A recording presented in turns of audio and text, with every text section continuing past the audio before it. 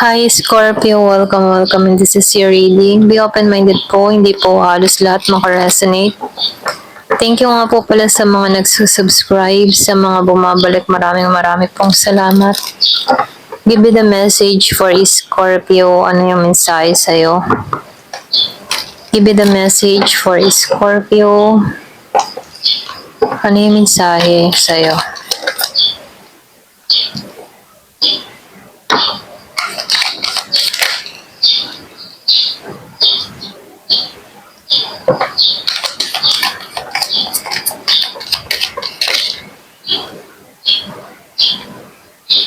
Wow, so lumabas dito yung partnership, ano, pareho kayong relihiyoso.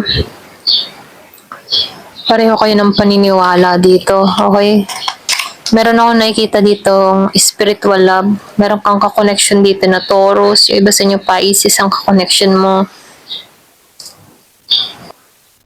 Nakikitaan ko dito, no, mahal niyo yung isa't isa. Pareho kayong nararamdaman dito. Balance yung connection nyo.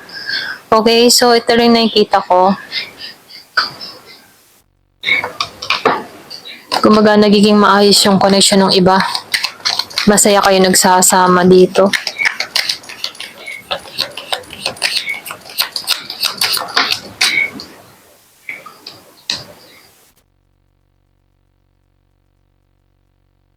So, nakikita ko dito, no, meron ditong palaban. Yung bang tipo na pagdating sa mga problema, hindi to nasuko. Andun yung kanyang tapang lakas ng loob. Kasi meron ditong tao na hindi nawawalan ng pag-asa. Iba sa inyo kahit nagkakaroon kayo ng problema, andun yung tapang mo na harapin to ng buo ang loob. So nakikita ko dito iba sa inyo merong konting problema. Pero nakikita ko dito kahit may problema na dumarating sa inyo, andun yung pagkakaisa ng kapareha mo sa'yo. Okay? Yung iba, maganda yung inyong samahan dito. Kasi dito, pareho kayong naniniwala sa taas, pareho kayong naniniwala sa Diyos. Kumbaga, andun yung faith nyo na itong mga problema na dumarating sa buhay ninyo ay masusolusyonan. So, nakikitaan ko dito, pareho kayo ng layunin sa buhay.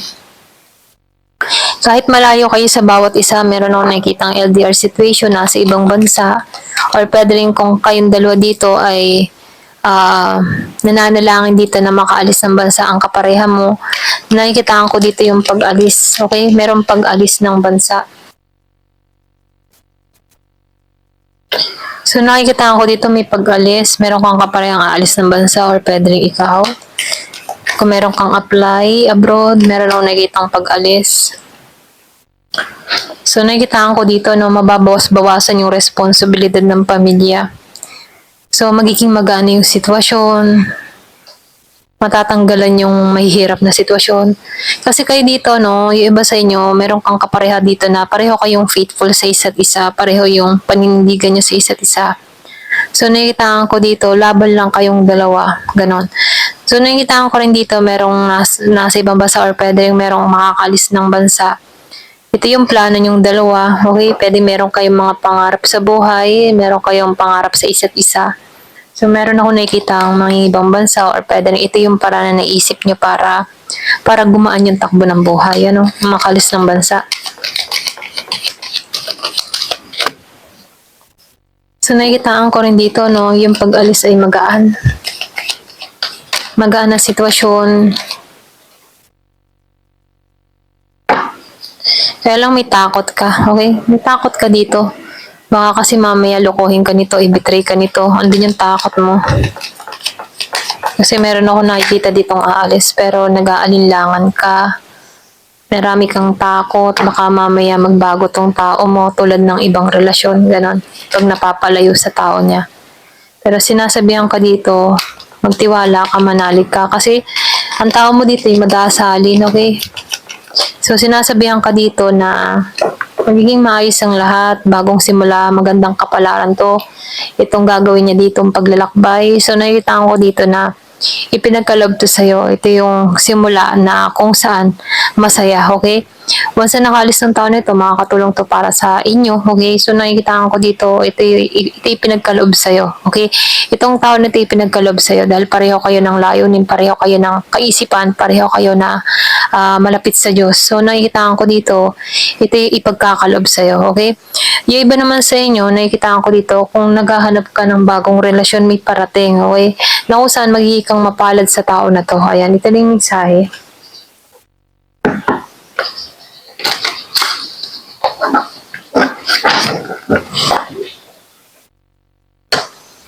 Give me the message.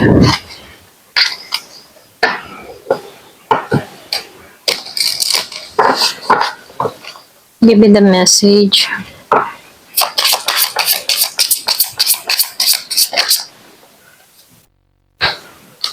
Nakikita ko dito merong regalo. Yung iba sa inyo makaka-receive ka ng regalo, merong blessing, may biyayang parating, merong alok.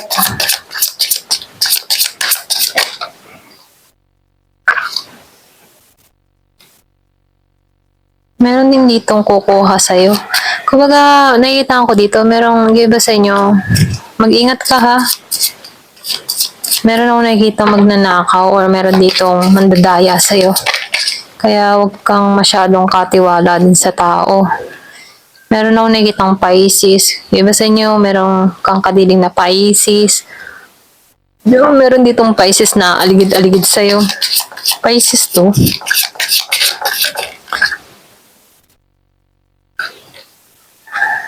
So, nakikita ko dito yung pagbibintang or pwede rin pagbintang ka dito na ikaw yung kumuha, ikaw yung nagnakaw or meron kang kinuhang importante sa kanyang bagay. So, nakikita ko dito, yung bang feeling mo dito hindi ka balance sa pambibintang nito or pwede rin sabihin, kung ikaw yung nawalan dito, nakikita ko dito yung hindi balance ka sa sitwasyon kasi importante yung kinuha sa'yo. Pwedeng regalo to sa'yo, niregalo to sa'yo, importanteng bagay. So, nakikita ko dito, merong makukuha na gamit, ganyan, pera.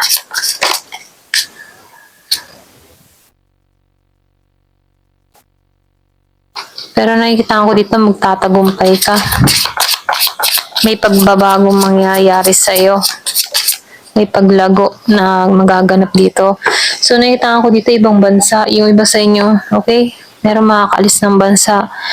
Pag ikaw ay nakalis dito, kung ikaw ay nagbabalak mga ibang bansa, no, ito na yung simula. Meron kang mapupundar yan. Meron kang mapupundar, meron kang mabibili, pwedeng,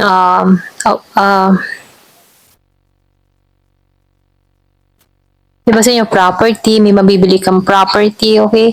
So, meron kang may invest na ganon. Give me the message.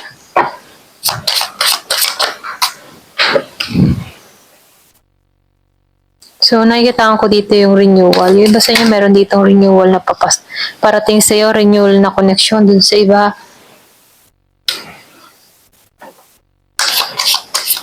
Yung iba sa inyo, nakikita ko dito, no? Yung bang tipo nagsiself-sabotage yung iba sa inyo, ikaw din mismo yung parang sinasaktan mo din yung sarili mo. Ganon. Yung iba ha, ikaw yung pumipigil sa sarili mong kaligayahan. Ganon.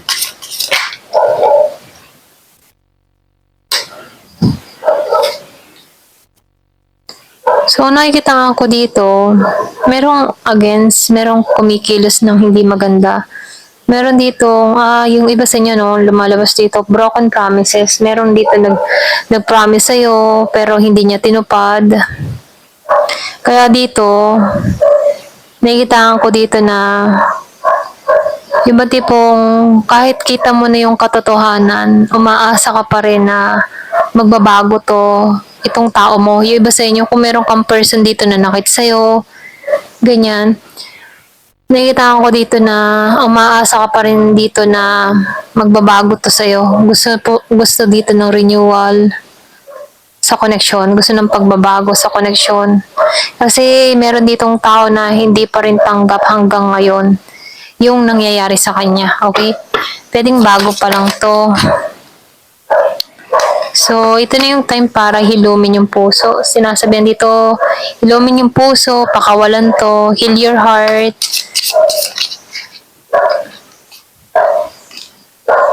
Kumbaga, ibalik mong muli yung sigla mo. Kasi dito nasasaktan ka, pwedeng na-stuck ka, or pwedeng sinisisi mo yung sarili mo, mga ganon. So, nakikita ko dito, no, yung iba sa inyo sinasabihan ka dito, pakawalan to, i-let go mo na to. Kumbaga, pasiglahin mo yung puso mo, magkaroon ka ng panibagong adhikain para makalimot ka dito. So, lumalabas dito, no, move forward. So, meron ditong I love you, no. Move forward, mahalin mo yung sarili mo, okay? Magtuon ka sa pagbabago. Ayan. Ito lang yung mensahe. Ayan. Thank you for watching. Love and peace.